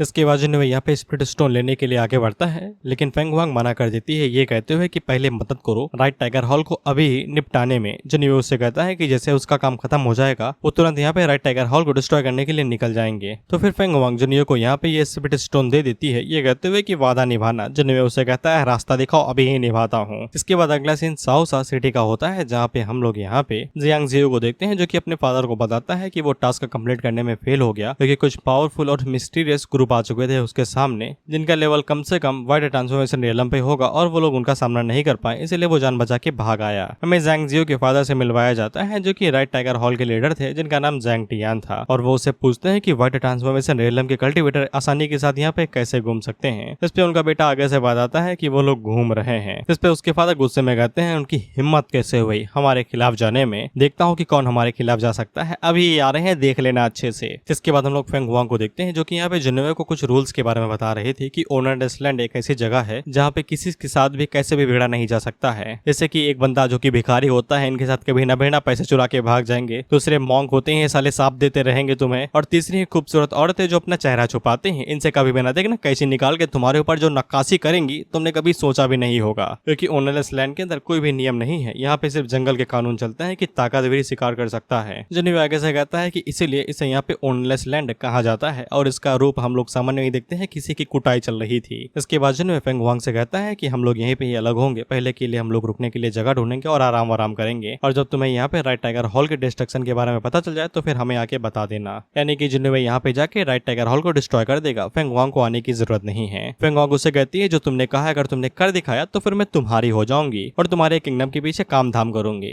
जिस पे जिन्वे जाते हुए कहता है कि जो कहा है उसे भूलना नहीं। जिसके बाद हम लोग जुनियन किंग को देखते हैं जो कि जिन्वे को यहाँ पे उनकी होली डायनेस्टी के इंफॉर्मेशन स्टोर पे लेके आती है। इसके बाद वो लोग उस स्टोर के अंदर जाते हैं और बंदा आगे पूछता है क्या चाहिए। तो फिर जुनियन किंग आगे से अपना कुछ टोकन पोकन दिखाती है जिसको देख के वो बंदा तुरंत समझ जाता है कि ये लोग कौन है और वो उन लोगों से कहता है कि मेरे साथ आइए। लेकिन जुनियन किंग यहाँ पे जिन्वे से कहती है कि तुम यहीं पे इंतजार करोगे, मैं अकेले जाऊंगी। अब उसी टाइम पे हम लोग देखते हैं कि यहाँ पे एक मॉन्ग आता है जो कि जिन्वे की तरफ आगे बढ़ रहा था। तो फिर यहाँ पे कुन साओ उसे रोकने लगता है कि आगे न बढ़ना। वह पे वो मॉन्ग जिन्वे से कहता है कि वो देख पा रहा है कि जिन्वे के पास बहुत बड़ा लक है, बल्कि उसके पास सबसे बेस्ट लक में से एक है। और वो जिन्वे को यहाँ पे एडवाइस भी देता है कि आज लड़ाई न करना, नहीं तो तुम यहाँ पे खून की होली खेलोगे। अगर वो खुद को यहाँ पे बचाना चाहता है तो फिर वो आज लड़ाई ना करे और थोड़ा बहुत पैसा स्पेंड करके यहाँ से निकल जाए। ये तो मुझे स्कैम लग रहा है। अबे जान बचाने के लिए पैसा कौन देता है यार? जिनवे उससे कहता है कि तुम मुझे यहाँ पे ठगने की कोशिश कर रहे हो ना, मैं ठगने वालों को ठग लेता हूँ। जिस पे वो मोंग आगे से कहता है नहीं यार, मैं कोई यहाँ पे ठगने वाला थोड़ी ना हूँ। इसके बाद वो अपना नाम बताता है जो कि सेंग लियांग था और वो जिनवे से उसका नाम पूछता है। जिनवे उसे कहता है कि उसके पास कोई नाम वाम नहीं है और उसका दिमाग इतने समय खराब रहता है और उसका माथा गर्म ये है, इसलिए मोंग यहाँ से निकल ले इससे पहले कि वो उसकी हड्डी पसली तोड़ दे। जिस पे वो मोंग आगे से कहता है अगर ऐसी बात है तो फिर मेरा यहाँ पे तुमसे कोई लेने देना नहीं है। इसके बाद वो तुरंत यहाँ से कट भी लेता है। उस मोंग के जाने के बाद जंजी यहाँ पे जिनवे के पास आता है और उससे कहता है कि वो मोंग पावरफुल था, हम उसे आसानी के साथ ऐसे थोड़ी नहीं निपट सकते थे। जिनवे आगे से कहता है कि यार वो ठगने की कोशिश कर रहा था, पैसे लूट लेता, वैसे हमारी तंगी चल रही है। वहीं पे जंजी अपने मन के अंदर सोचता है कि वो यहाँ पे मोंग के डीप थॉट्स के बारे में देख नहीं पा रहा है कि वो क्या सोच रहा है। वहीं पे जिनवे भी अपने मन के अंदर ये सोचता है कि जंजी यहाँ पे गोल्डन इमॉर्टल लेवल पे है, लेकिन इसके बावजूद वो यहाँ पे सेंग लियांग के थॉट्स को नहीं देख पा रहा है। इसका मतलब यह है कि ये मोंग ज्यादा पावरफुल हो सकता है। और फेंग वांग ने सही कहा था कि इस जगह पे भिखारियों, लड़कियों और मोंग के साथ पंगा न लेना, वो कभी भी यहाँ पे दंगा कर सकते हैं। इसके बाद यहाँ पे जुयान किंग आती है जो कि जिनवे से कहती है कि वो अपना काम कर सकता है। ये जो लड़की है इसका नाम लियो है, ये उसे यहाँ पे होली किंगडम वापस लेके जाएगी। अब वो यहाँ पे जिनवे के साथ और ज्यादा सफर नहीं कर सकती है। जिनवे कहता है ठीक है आराम से जाना। तो फिर लियो यहाँ पे जिनवे से कहती है कि जुयान किंग की कुछ खास पर्सनैलिटी है और वो यही चाहती है कि जिनवे उसे और ज्यादा अट्रैक्ट ना हो और ना ही उसे चिपके। जिसपे जिनवे जाते हुए कहता है कि वो मेरी है और इस बात को कोई बदल नहीं सकता है। जिसपे लियो आगे से कहती है इसकी साली की भी बताता हूँ। कौवा चला हंस की चाल, साले को पता भी नहीं कि ये कितना काला है, लेकिन इसके बावजूद यहाँ पे हंस को फंसाने की कोशिश कर रहा है। वह फिर वो जुयान किंग से कहती है कि तुम होली कोड की मेंबर हो, तुम इसके चक्कर में पड़ना भी नहीं तो तुम्हारे पैर तोड़ दिए जाएंगे। जिसपे जुयान किंग आगे से कह देती थी ठीक है, लेकिन मन के अंदर सोचती है कि तो वो पहले ही यहाँ पे उसकी कॉन्सोर्ट बन चुकी है, अब वो जाएगी कहाँ, उसने तो सिग्नेचर भी कर दिए हैं। जिसके बाद हम लोग जिनेवे को यहाँ पे राइट टाइगर हॉल के एकदम सामने देखते हैं। वो लोग जिनेवे से पूछते हैं कि हम लोग क्या करेंगे। जिस पर जिनेवे आगे से कहता है करेंगे क्या, सीधा हमला बोलेंगे। इसके बाद वो कुनसाओ से कहता है खड़े क्या हो, बोल दो धावा। जिसके बाद हम देखते हैं कि कुनसाओ सीधा जाके दरवाजे के ऊपर अटैक करता है, दरवाजा तोड़ के अंदर घुसने की कोशिश करने लगता है। हम लोग ज़ैंग टियान और उसके बेटे को देखते हैं, जिन्हें भी पता चल जाता है कि कोई दरवाजा तोड़ के अंदर घुसने की कोशिश कर रहा है। इसके बाद हम लोग कुनसाओ को देखते हैं जो कि दरवाजा तोड़ के अंदर घुस जाता है और वहाँ पे तबाही मचाना शुरू कर देता है। वो एक एक करके वहाँ पे जितने भी सोल्जर थे उन सभी की गुद्दी दबोच देता है और उन्हें निपटा देता है। वहीं पे ज़ैंग टियान को पता चल जाता है कि यहाँ पे कुनसाओ की जो स्ट्रेंथ है वो यहाँ पे अर्थ इमॉर्टल लेवल की है। वहीं पे उसका बेटा उसे बता देता है कि ये वही लोग थे जिन लोगों ने हमें यहाँ पे अवेकनिंग स्टोन लेने से रोका था। इसके बाद ज़ैंग टियान यहाँ पे कुनसाओ से पूछता है कि तुम कौन हो और तुम हमारे टाइगर हॉल के ऊपर अटैक क्यों कर रहे हो। इस पे कुनसाओ आगे से कहता है लड़ो, बाद में बता दूंगा, क्योंकि फाइट के बीच में बात भी तो करनी रहती है। इस पे ज़ैंग टियान अपने वेपन को बाहर निकाल लेता है और आगे से कहता है अगर तुम्हें लगता है कि तुम यहाँ पे कुछ भी कर सकते हो तो फिर मैं तुम्हें बता दूं कि टाइगर हॉल के अंदर हर कोई रहता है जिसके पास ताकत रहती है। जिसके बाद वो दोनों आपस में भिड़ने लगते हैं। वहीं पे उनकी पावर इतने ज्यादा थी कि यहाँ पे जियांग जियो को पीछे ढकेल दिया जाता है फोर्स की वजह से। वहीं पे ज़ैंग टियान ज्यादा देर तक टिक नहीं पाते हैं कुनसाओ के सामने, क्योंकि उसकी स्ट्रेंथ काफी ज्यादा थी। जिसके बाद कुनसाओ यहाँ पे ज़ैंग टियान को गले से पकड़ लेता है और उसे ऊपर उठा लेता है और उससे कहता है कि अब से राइट टाइगर हॉल के अंदर कोई भी नहीं रहेगा। वहीं पे हम लोग फेंग वांग और उसके साथी को देखते हैं और इन्हें भी यहाँ पे पता चल जाता है कि कुनसाओ फाइट कर रहा है और वो आगे से कहता है कि इन लोगों ने इतनी जल्दी यहाँ पे टाइगर हॉल के ऊपर धावा भी बोल दिया। इसके बाद दोनों भागते हुए जाने लगते हैं, ये चेक करने के लिए वहाँ पे चल क्या रहा है। इसके बाद हम लोग जिन्वे और बाकी लोगों को देखते हैं जो कि हॉल के अंदर आ जाते हैं। वहीं पे ज़ैंग टियान धुएं से बाहर निकलता है और वो जिन्वे के ऊपर हमला बोल देता है, लेकिन कुनसाओ जल्दी से सामने आता है और जिन्वे को प्रोटेक्ट कर लेता है और ज़ैंग टियान के ऊपर एक पावरफुल पंच मारता है, जिस पंच से यहाँ पे ज़ैंग टियान निपट जाता है। जिन्वे कुनसाओ से कहता है कि यार तुमको बस उसे लंगड़ा लूड़ा करना था, खत्म मैं करता, तुमने ऐसा क्यों किया। इस पे कुनसाओ आगे से कहता है कि जोश जोश में थोड़ा जोर से पेल दिया, सॉरी। लेकिन उसी टाइम पे ज़ेंजी आगे बढ़ता है जो कि ज़ैंग टियान के अंदर से उसकी स्पिरिट को बाहर निकाल लेता है। वहीं पे जिन्वे हम लोगों को बताता है कि यहाँ पे जो लोग यहाँ पे वाइड रियलम पे होते हैं वो लोग यहाँ पे अपनी परमोडियल स्पिरिट को भी कल्टीवेट कर सकते हैं और ये जो स्पिरिट होती है ये बॉडी को लीव भी कर सकती है अपनी मर्जी के हिसाब से, यानी कि कल्टीवेटर की मर्जी के हिसाब से जब वो यहाँ पे इमॉर्टल होली बॉडी रियलम को अचीव कर लेता है। और इसी तरीके से एक स्पिरिट को यहाँ पे सोल को भी माना जाता है क्योंकि वही से मैनिफेस्ट करके सोल बनाती है और परमोडियल स्पिरिट पूरी तरीके से डिस्ट्रॉय नहीं हो सकती है, लेकिन इसे लेके यहाँ पे इसे दोबारा रीबॉर्न किया जा सकता है।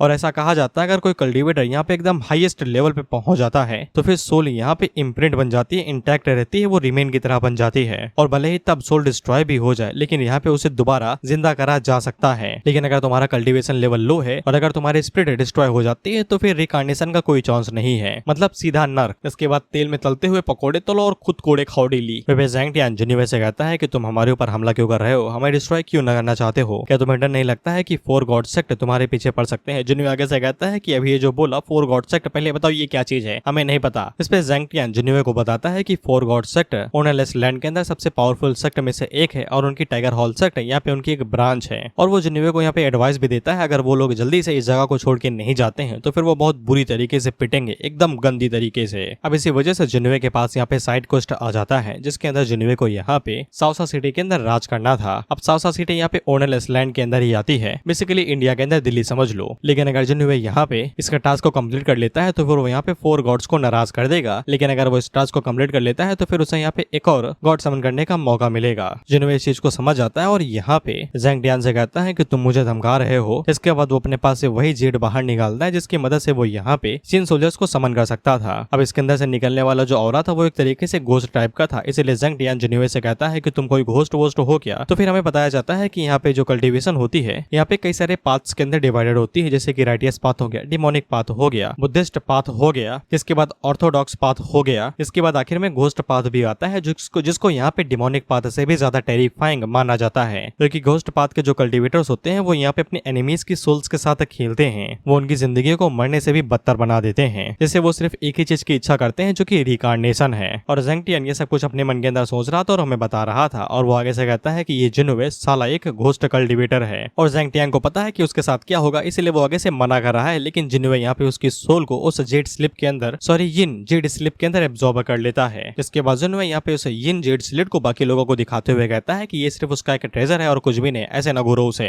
जिसके बाद वो पूछे मुड़ के उन दिनों से कहता है कि वो यहाँ पे सुसाओ सिटी के ऊपर कब्जा करना चाहता है। इस पे लियो वैन बेन आगे से कहता है कि ऐसा करना काफी ज्यादा टफ होगा, क्योंकि सबसे पहले उन लोगों को यहाँ पे अपने सोल्जर्स बुलाने पड़ेंगे, नहीं तो उन लोगों को स्पिरिचुअल स्टोन्स खर्च करके यहाँ पे कुछ कल्टीवेटर्स को यहाँ पे इकट्ठा करना पड़ेगा, तभी वो लोग यहाँ पे पूरी सिटी के ऊपर कब्जा कर सकते हैं। अब उसी टाइम में यहाँ पे फेंग हुआंग आ जाती है, जो कि ये देख के हैरान हो जाती है कि जिन्युए ने इतनी जल्दी ही पूरे राइट टाइगर हॉल को डिस्ट्रॉय कर दिया। फेंग हुआंग यहाँ पे जिन्युए से पूछती है कि इतने जल्दी सब कुछ सेटल हो गया, जिस पे जिन्युए उसे बताता है कि हाँ सब कुछ सेटल हो चुका है, लेकिन उसे इस बारे में नहीं पता है कि बाकी फोर गॉड्स सेक्ट यहाँ पे कोई दूसरा टाइगर हॉल इलेक्ट न कर ले। लेकिन फेंग हुआंग के लिए इतना ही काफी था, क्योंकि ज़ैंग टियान मारा गया था तो उसके लिए इतना काफी था। वही पे जिन्युए उसे पूछता है कि उसके सेक्टर के पास यहाँ पे कुछ सबऑर्डिनेट्स होंगे, उसकी जरूरत है। फेंग हुआंग उसे पूछती है कि सबसे पहले ये बताओ कि तुम करना क्या चाहते हो। इस पर जिन्युए आगे से कहता है नेचुरली मैं इस पूरी सिटी के ऊपर कब्जा करना चाहता हूँ और कुछ भी नहीं। जिन्युए फेंग हुआंग से पूछता है कि तुम्हें इसमें कोई दिक्कत है, अगर चाहो तो हमें ज्वाइन कर सकती हो। वहीं पे फेंग हुआंग के पीछे जो बंदा खड़ा था वो आगे से कहता है इसके लिए हाँ ना कहिएगा, लेकिन फेंग हुआंग उसकी एक भी नहीं सुनती और वो जिन्युए से कहती है कि उसे 2 दिन दिए जाए, वो 2 दिनों के अंदर अपने सभी लोगों को यहाँ पे इकट्ठा कर लेगी। इस पे जिन्युए उसे कहता है ठीक है, मुझे यहाँ पे गुड न्यूज का इंतजार रहेगा। वहीं पे हम लोग फेंग हुआंग के पीछे उस बंदे को देखते हैं, इसका नाम लियांग था शायद। ये अपने मन के अंदर सोचता है कि यहाँ पे फेंग हुआंग जिन्युए के साथ कुछ ज्यादा ही चिपकी हुई है, कहीं इसका जिन्युए के साथ अफेयर तो नहीं है। और वो ये फैसला करता है कि वो जाके अपने घोस्ट यंग मास्टर को इस बारे में बता देगा। इसके बाद डायरेक्ट हमें सिर्फ यही बताया जाता है कि जिन्युए ने यहाँ पे सिर्फ एक दिन के अंदर ही पूरी सिटी के ऊपर कब्जा कर लिया। जो छोटे मोटे सेक्ट थे, जो फोर्सेस थे, उन्हें यहाँ पे अपने अंडर कंट्रोल में कर लिया। जैसे ही फेंग हुआंग ने उसे यहाँ पे अपने आदमी दे दिए। इसके बाद अगला सीन कुछ दिनों के बाद का होता है, जहाँ पे हम लोग एल्डर को देखते हैं और इसने अपना सिग्नल भेज दिया था। वह एल्डर जिन्युए को बताता है कि अब सेक्ट यहाँ पे इसी तरीके के छोटे मोटे उड़ने वाले इंसेक्टों को पालता है, और जैसे ही एक इंसेक्ट छोड़ता जाता है तो ये अपने बाकी लोगों को ढूंढ लेता है, जिससे इन लोगों को यहाँ पे उस ब्रांच के बारे में इंसेक्ट के जरिए पता चल जाएगा। उसी टाइम पे जिन्युए के पास नोटिफिकेशन आता है, क्योंकि उसने यहाँ पे जो सुसाओ सिटी के ऊपर कब्जा करने वाला मिशन था उसे कंप्लीट कर लिया था। अब उसे यहाँ पे एक और गॉड समन करने का मौका दिया जा रहा है, लेकिन उसने यहाँ पे 4 गॉड सेक्ट को गुस्सा भी दिला दिया है। अब वो उसके पीछे पड़ के हाथ धो के बढ़ जाएंगे। इसके बाद जिन्युए यहाँ पे जिंजी से कहता है कि सबसे पहले तुम इसको निपटाओ, हमें इसकी जरूरत है। इसके बाद वो यहाँ पे अपने गोड को समन करता है, तो उसका गोड यहाँ पे आने वाला था। वह इसकी बनावट से जिन्युए को पता चल जाता है कि ये मंकी किंग होने वाला है, या फिर 4 डिवाइन मंकी किंग्स में से एक। इसके बाद हम लोगों को यहाँ पे 4 डिवाइन मंकीज के बारे में बताया जाता है, जो कि यहाँ पे लिंगमिंग स्टोन मंकी है, आकाशरी हॉर्स मंकी, टोंगरांग मंकी, जिसके बाद 6 एयर्ड माक्यून, और उनमें से हर किसी के पास अलग अलग डिवाइन एबिलिटीज हैं। इनमें से सबसे ज्यादा फेमस यहाँ पे कीटियन सेंट है, जो कि यहाँ पे लाइन मिंग स्टोन मंकी है। लेकिन जिन्युए को कोई अंदाजा नहीं है कि इनमें से कौन सा मंकी यहाँ पे समन होगा, वो बस देखना चाहता है कि कौन आने वाला है। इसके बाद हम जिन्युए को देखते हैं, जो कि आराम से बैठ के यहाँ पे कल्टीवेट कर रहा था। उसी टाइम पे उसका मंकी किंग यहाँ पे आ जाता है। जिनसे उसको देख के उससे पूछता है कि तुम कौन हो, तो फिर मंकी किंग सामने आता है, जो कि अपना नाम यहाँ पे युआन होंग बताता है, और वो उन्हें ये भी बताता है कि वो यहाँ पे जिन्युए को ज्वाइन करने के लिए आया है। I love Wukong. मैं यहाँ पे उसकी एबिलिटीज के बारे में उसकी डिसरिस्पेक्ट नहीं करना चाहता, बस इतना जान लो कि इसकी कल्टीवेशन यहाँ पे गोल्डन इमोर्टल रियलम की 9th स्टेज है। हालांकि जिनसे को यहाँ पे पहले यकीन नहीं होता है, वो यहाँ पे युआंग होंग से कहता है कि हम तुम्हारे ऊपर कैसे यकीन कर लें। लेकिन उसी टाइम पे जिन्युए जाग जाता है और वो यहाँ पे जिनसे से कहता है कि चिंता ना करो, मैं इसे काफी लंबे टाइम से जानता हूँ। इसके बाद वो युआन होंग के पास जाता है और उससे कहता है कि मैं तुम्हारा काफी लंबे टाइम से इंतजार कर रहा था, चलो चल के दारू पीते हैं। लेकिन उसी टाइम पे यहाँ पे फेंग वांग भागते हुए आती है और वो जिन्युए को बताती है कि यहाँ पे फॉर गॉड सेक्ट की तरफ से कोई तो आया है। इसी के बाद जिन्युए को यहाँ पे नोटिफिकेशन में मिल जाता है कि उसे यहाँ पे फॉर गॉड्स सेक्ट की तरफ से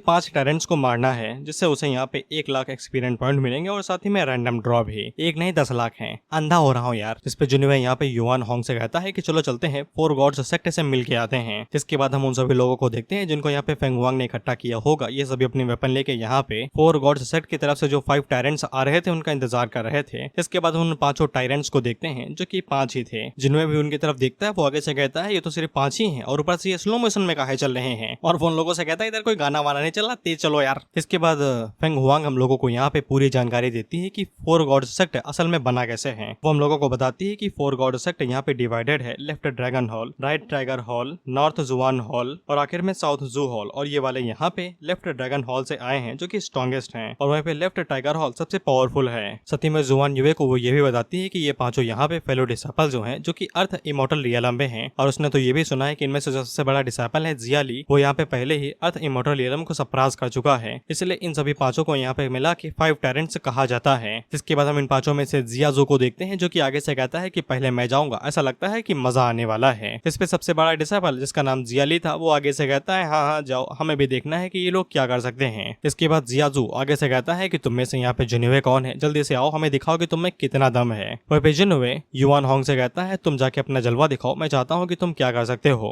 इसके बाद युआन होंग यहाँ पे सीधा जाके जियाजू के सामने खड़ा हो जाता है तो वो उसे कहता है अरे बंदर क्या हाल चाल। शायद से युआन होंग का मतलब मंकी ही होगा। जिसके बाद वो युआन होंग के ऊपर हमला करते हुए देखता है कि चलो देखते हैं कि कौन किसको मिलता है। लेकिन युआन होंग कुछ ज्यादा ही डेडली था। वो आगे से अपने डंडे का इस्तेमाल करता है और गड़ाम से मुंडी के ऊपर मारता है और मुंडी धड़ से गायब हो जाती है। ये देखिए फेंग हुआंग के जितने भी डिसाइपल और मैन थे वो आगे से कहते हैं कि इसने तो एक झटके के अंदर यहाँ पे जियाजी की मुंडी ही गायब कर दी, कहीं ये सच में मंकी किंग तो नहीं है। वहीं पे अब चारों टायरेंट काफी ज्यादा हैरान हो चुके थे कि ऐसा कैसे पॉसिबल हो सकता है। वहीं पे जिन्होंने मिर्ची डालते हुए कहता है कि क्या हुआ, अभी तो कुछ ज्यादा ही एरोगेंट हो रहे थे, अब आगे क्यों नहीं बढ़ते, डर क्यों रहे हो। इसके बाद जियाजी बाकी डिसाइपल से कहता है कि होल्ड बैक बिल्कुल न करना, पूरी तरीके से ताकत का इस्तेमाल करो और जान लगा दो। इसके बाद वो चारों एक साथ ही यहाँ पे युआन होंग के ऊपर हमला करने के लिए आगे बढ़ते हैं। लेकिन युआन होंग आगे से अपने डंडे का इस्तेमाल करता है और बस एक ही स्लैश मारता है और उसके डंडे में इतनी ज्यादा ताकत थी कि वो पूरी जगह डिस्ट्रॉय हो जाती है और एक तगड़ा धमाका होता है। इससे वो चारों दूर जाके गिरते हैं और जो बड़ा वाला था जियाजी युआन होंग उसके पास पलक झपकते ही आ जाता है। इसकी स्पीड को देख के जियाजी हैरान तो होता है लेकिन वो अपने पास से यहाँ पे खंजर बाहर निकाल लेता है। लेकिन वो कुछ मूवमेंट कर पाता कि उससे पहले युआन होंग अपनी लाठी को उसके सीने के अंदर घुसा देता है और उससे कहता है स्लो होने के साथ साथ काफी ज्यादा कमजोर भी हो। इसके बाद वो अपनी लाठी से यहाँ पे एक फोर्स को रिलीज करता है तो फिर यहाँ पे उसकी बॉडी के चीथड़े उड़ जाते हैं। इसको देख के सभी लोग हैरान हो जाते हैं, खासकर जुआन फेंग के जितने भी आदमी थे वो सभी। वहीं पे फेंग हुआंग अपने मन के अंदर सोचती है कि ये साला जिन्युए कहाँ पे जाता है इस तरीके के पावरफुल लोगों को रिक्रूट करने के लिए, ये वाला तो कुछ ज्यादा ही हो रहा है।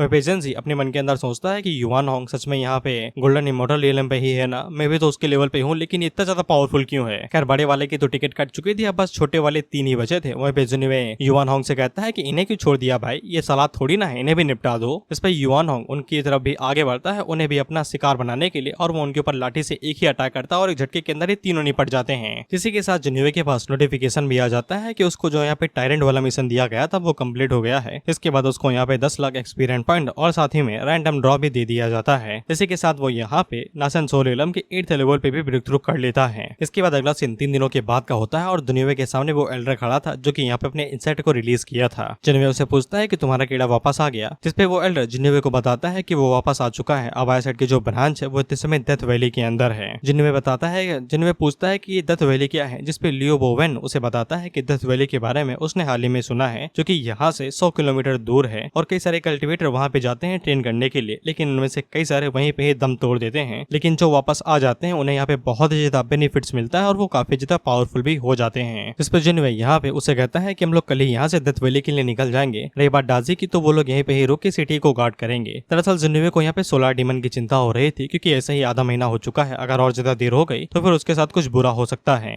इसके बाद हम लोग जिन्युए को देखते हैं जो कि एल्डर के बम पे ऊपर लात मारते हुए कहता है रास्ता दिखाओ यार डेथ वैली का, जल्दी जल्दी चलो। वहीं पे वो जेंजी से पूछता है कि यहाँ पे तुम्हें किसी अबाइक्सेट के कल्टीवेटर का ऑरा महसूस हो रहा है क्या। जिस पे जेंजी उसको बताता है कि डेथ वैली ने यहाँ पे उसके सेंसर्स को ब्लॉक कर दिया है, यहाँ पे रिस्ट्रिक्शन है इसलिए वो कुछ भी सेंसर नहीं कर पा रहा है। जिस पे जिन्युए आगे से यहाँ पे समनिंग बेल को बाहर निकालता और बजाते हुए कहता है कि उन दोनों को परेशानी देनी पड़ेगी। घंटे की बजते ही हम लोग देखते हैं कि यहाँ पे ब्लैक एंड व्हाइट रीपर्स पास आ जाते हैं। जिनमें उन दोनों से कहता है कि मैं यहाँ पे कुछ लोगों को ढूंढ रहा हूँ, वो सभी साले डिमोनिक कल्टीवेटर्स हैं और उनके पास इस बंदे जैसी की होगी। इसके बाद वो दोनों रीपर्स यहाँ पे एल्डर की तरफ देखते हैं और उन्हें की के बारे में पता चल जाता है। इसके बाद वो चले जाते हैं उनके बारे में पता लगाने के लिए। अब उसी टाइम पे युआन होंग को पता चलता है कि कोई उनके पीछे आ रहा है। तो फिर उनके पीछे आने वाला और कोई नहीं, हमारा प्यारा मोंग ही था। इसका नाम भूल गया मैं, शायद से सैंग लियांग था। खैर मोंग जिन्वे से कहता है कि ऐसा लगता है कि हमारी किस्मत जुड़ी हुई है, हम दोबारा मिल गए। जिन्वे उसे कहता है वो सब छोड़ो, ये बताओ साला तुम पीछा कर रहे थे क्या स्कैम करने के लिए। जिस पे मोंग आगे से बताता है कि उसके सबॉर्डिनेट्स इतने ज्यादा स्ट्रॉन्ग है, अगर वो उसका पीछा कर रहा होता तो फिर उन्हें पहले ही पता चल जाता। इसके बाद वो जिन्वे को बताता है कि डेथ वैली के बारे में एक कहानी है, सुनना चाहोगे। जिन्वे आगे से कहता है ऑफ कोर्स, कहानी सुनने में मजा आता है। वो मोंग जिन्वे को बताता है कहानी के हिसाब से पहले सॉर्थन रीजन के अंदर एक पावरफुल डीमन हुआ करता था। वो इतना ज्यादा पावरफुल था कि यहाँ पे जस्टिस यानी कि राइटियस लोगों और डिमोनिक लोगों को एक साथ आना पड़ा उसे यहाँ पे सील करने के लिए। जिसके बाद उन सभी लोगों ने मिलकर यहाँ पे उस डीमन को यहीं पे सील कर दिया, इसलिए इस जगह को यहाँ पे डेथ वैली कहा जाता है।